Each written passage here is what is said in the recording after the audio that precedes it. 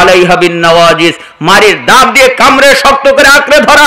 যেরকম মারির দাঁত দিয়ে কাপড় আঁকড়ে ধরলে, কামড়ে ধরলে ওটাকে টেনে খোলানো যায় না, ঠিক তোমরা সুন্নাতের মাধ্যমে, সুন্নাত আমলের মাধ্যমে, বাস্তবায়ন করার মাধ্যমে তোমরা সুন্নাতকে আঁকড়ে ধরবে। এজন্য আমরা বলতে চাই, আমরা আহলুল হাদিসের বাচ্চা, আমরা ফাঁসির মঞ্চে ঝুলতে রাজি আছি, আমাদের পেটে বোমা লাগাতে রাজি আছি, আমাদের গলি, আমাদের শরীর গুলির মাধ্যমে ঝাঁঝরা করতে রাজি আছি, আমরা মৃত্যুবরণ করতে রাজি আছি, কিন্তু জোরে আমিন বলা বন্ধ করতে, রফুলি দান করা বন্ধ করতে, বুকের উপরে হাত বাঁধা বন্ধ করতে, পায়ে পায়ে কাঁধে কাঁধ মেলানো বন্ধ করতে, ইমামের পিছনে সূরা ফাতিহা পড়া বন্ধ করতে, জানাজার নামাজে সূরা ফাতিহা বন্ধ করতে আমরা রাজি নেই। আমরা মরতে রাজি আছি, ফাঁসির মঞ্চে উঠতে রাজি আছি, আমিন জোরে বলা বন্ধ করতে রাজি নাই। কেন? আমরা হলাম আহলুল হাদিস, অবশ্যই আমরা সুন্নাতের উপরে অটল থাকার চেষ্টা করব। এজন্য আল্লাহর নবী বললেন, তোমরা সুন্নাত আমলের মাধ্যমে শক্ত করে আঁকড়ে ধরো। ওয়াইয়াকুম মুহদাসাতিল উমুর ফাইন্না কুল্লা বিদআতিন দালালা। আর দিনের মাঝে নতুন কিছু তৈরি করবা না, ইবাদতের মধ্যে নতুন কিছু তৈরি করবা না। পারলে একটা বদনা তৈরি করো, না পারলে একজন একরকম মোবাইল তৈরি করেছে, তুমি আর এক রকম তৈরি করো। একজন গাড়ি তৈরি করেছে পেট্রোল দিয়ে চলে, অকটেন দিয়ে চলে, গ্যাস দিয়ে চলে, তুমি আবার তৈরি করো যে পানি দিয়ে যেন গাড়ি চলে। একজন তৈরি করেছে গাড়ি এইভাবে চলে, তুমি তৈরি করো গাড়ি যেন পানিতে চলে, গাড়ি যেন আকাশে চলে, তুমি এইগুলো আবিষ্কার করো, এতে কোনো অসুবিধা নেই। তুমি ইবাদত আবিষ্কার করতে গেলে কেন? ইবাদত তো আল্লাহ দিয়েছেন, নবী তো দিয়েছেন, দিন তো কমপ্লিট। তুমি আবিষ্কার করে কি প্রমাণ করতে চাইলে যে আল্লাহ আল্লাহর নবী বোঝে নাই, আমি বুঝলাম তাই তৈরি করলাম, এটা হবে কেন? ইবাদত আবিষ্কার হবে কেন? ইবাদত আবিষ্কার করতে কে বলেছে? ইবাদত তৈরি করতে কে বলেছে? এজন্য আল্লাহ নবী সাল্লাল্লাহু আলাইহি সাল্লাম বললেন, দিনের মধ্যে, ইবাদতের মধ্যে নতুন কিছু তৈরি করবা না, আবিষ্কার করবা না। প্রত্যেক নতুন ইবাদতের মধ্যে এটা হলো দলালা, এটা হলো গোমরাহি। ওয়াকুল্লু দালালাতিন ফিন্নার, অপর রায়াতে এসেছে, আর প্রত্যেক গোমরাহির পরিণাম হচ্ছে জাহান্নাম, অর্থাৎ তারা জাহান্নামে যাবে। আবু দাউদে হাদিস এসেছে 4607-এ, তিরমিজিতে হাদিস এসেছে 2676-এ, ইবনে মাজাহে হাদিস এসেছে 43-এ, ইবনে হিব্বানে হাদিস এসেছে 5-এ, সহিহ আত-তারগিব ওয়াত তারহিবে হাদিস এসেছে 37 নম্বরে। হাদিসের মান সহিহ। তার মানে আমি আপনাকে বোঝাতে যাচ্ছিলাম, নিঃশর্তভাবে রাসূলের আনুগত্য করবেন। আল্লাহ তাআলা যেন আমাদের রাসূলের সুন্নাতকে ফলো করার তৌফিক দান করেন। অকুলতুম নালানু ইবলিস ওয়াতাতুমুহু, 4 তোমরা বলো ইবলিস খারাপ, ইবলিস জঘন্য, ইবলিস মন্দ, এ কথা বলেন না? আচ্ছা, কে বলেন যে ইবলিস ভালো? এই কথা কেউ বলেন? ইবলিস কি খারাপ? তো সালাফ এই কথাই বলছেন, তোমরা বলো ইবলিস খারাপ, ইবলিস জঘন্য, ইবলিস মন্দ, কিন্তু তোমরা নিজেরা ওই ইবলিসকেই মানো। কাকে মানে? সুদ খাওয়ার কথা কে বলে? ইবলিস। ঘুষের কথা কে বলে? মিথ্যার কথা কে বলে? ঝগড়া লাগিয়ে দেওয়া, মারামারির কথা কে বলে? ইবলিস। কিছুক্ষণ আগে এই জায়গায় ইবলিস ঝগড়া লাগিয়ে দিল না, ওটা কে করলো? ইবলিস। তার মানে ইবলিসের কাজ হচ্ছে এগুলো করা। ইবলিস, এজন্যই সালাফ বললেন, তোমরা বলো ইবলিস কত খারাপ, ইবলিস কত জঘন্য, কিন্তু মানার ক্ষেত্রে তোমরা ওই ইবলিসকেই মানো, ও যা বলে তাই করো। ওয়াল খামিসাতু তারাকতুম আয়ুবাকুম ওয়া আখাযতুম ফি আয়ুবিন নাস। 5, তোমরা নিজের দিকে ব্যস্ত না হয়ে আরেকজনকে নিয়ে ব্যস্ত হয়ে যাও।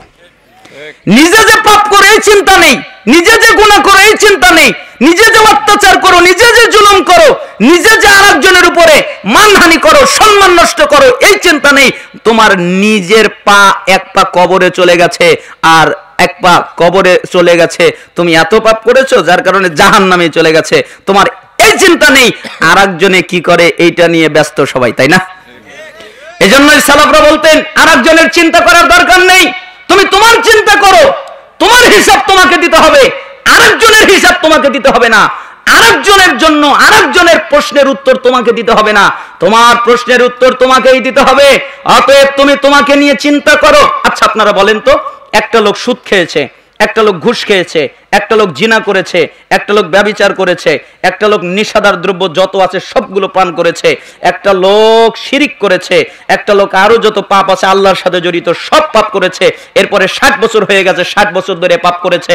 60 বছর বয়সে গিয়ে আল্লাহকে বলছে, আল্লাহ আমার ভুল হয়ে গেছে, আপনি আমাকে মাফ করে দেন। আল্লাহ মাফ করবে না করবে না? করবে না, অবশ্যই করবে। কেন? আল্লাহ মাফ করে দিবেন। ও ভুল হয়ে গেছে, আল্লাহর কাছে তওবা করছে, ক্ষমা চাচ্ছে, আল্লাহ মাফ করে দিবেন।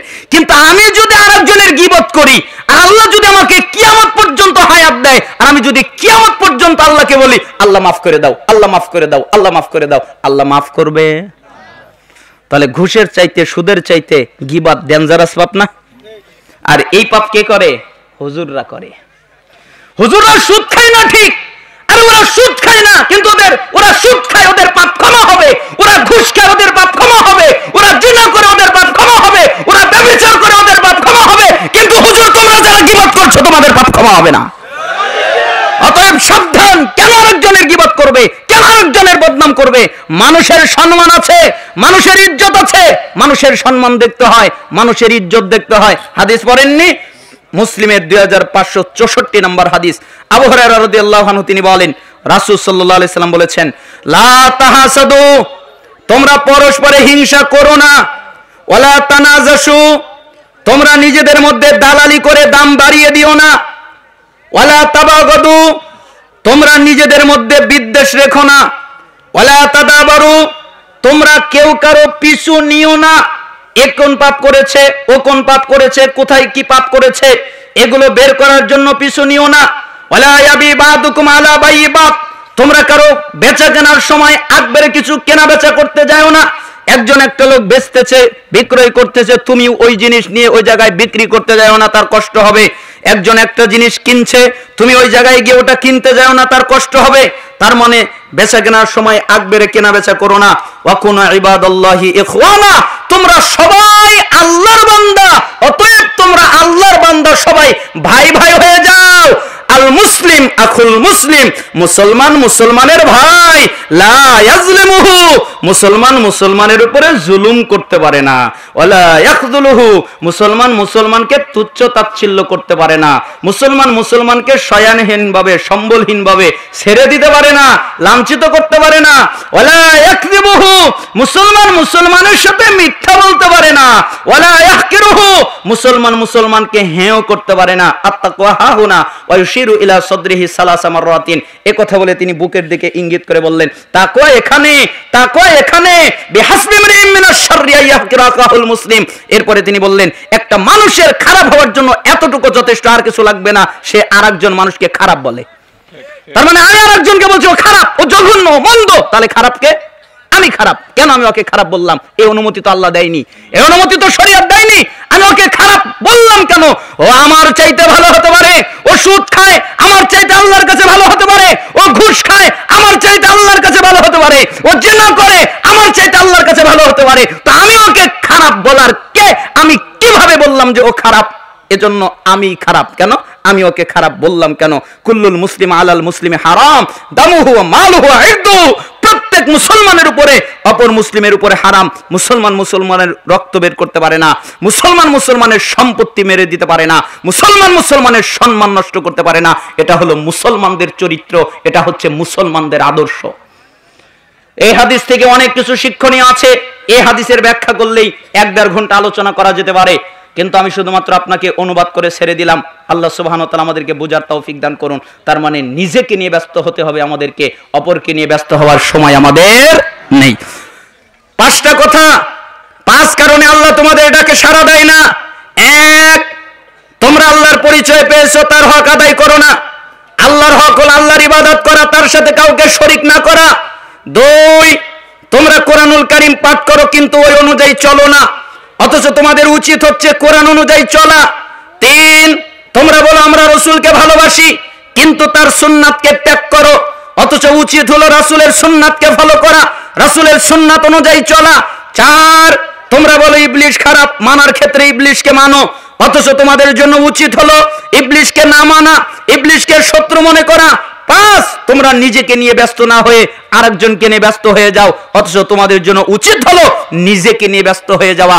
জামি বায়ানিল ইলমি ওয়া ফাদলিহি, এই কিতাবের 1220 নম্বর বর্ণনা এটা। আল্লাহ সুবহানাহু ওয়া তাআলা আমাদেরকে এই কওলটা বুঝে আমল করার তৌফিক দান করুন। আমি কোরআন এবং হাদিসের আলোকে এটা বোঝানোর চেষ্টা করেছি। পর্দা সম্পর্কে অনেক আলোচনা করা যায়। আপনারা জানেন পর্দার সাথে চলা জরুরি ব্যাপার, পর্দা না করা ভয়ঙ্কর ব্যাপার। আর আপনারা যারা পুরুষ আছেন আপনাদের গায়রত থাকা জরুরি, গায়রত থাকা জরুরি, গায়রত থাকা অবশ্যই পালনীয়। কেন আপনার স্ত্রীকে আরেকজন দেখবে, কেন আপনার মাকে আরেকজন দেখবে, কেন আপনার মেয়েকে আরেকজন দেখবে, কেন আপনার বোনকে আরেকজন দেখবে? আপনার মেয়ে, আপনার বোন, আপনার স্ত্রী এমন কাপড়, এমন বোরকা পরেছে যার সবকিছু বোঝা যায়। এমন বোরকা পরলো কেন? আপনার গায়রত কই? আলী রাদিয়াল্লাহু আনহুকে দেখবেন, আল বিদা ওয়ান নিহায়ার মধ্যে এসেছে, আলী রাদিয়াল্লাহু আনহুকে একজন এসে জিজ্ঞেস করলেন আপনার বউ কেমন? তখন তিনি বললেন যে যদি তোমাকে হত্যা করা জায়েজ হতো তাহলে আমি তরবারি দিয়ে তোমার কল্লাটা নামিয়ে দিতাম, তোমার সাহস হয়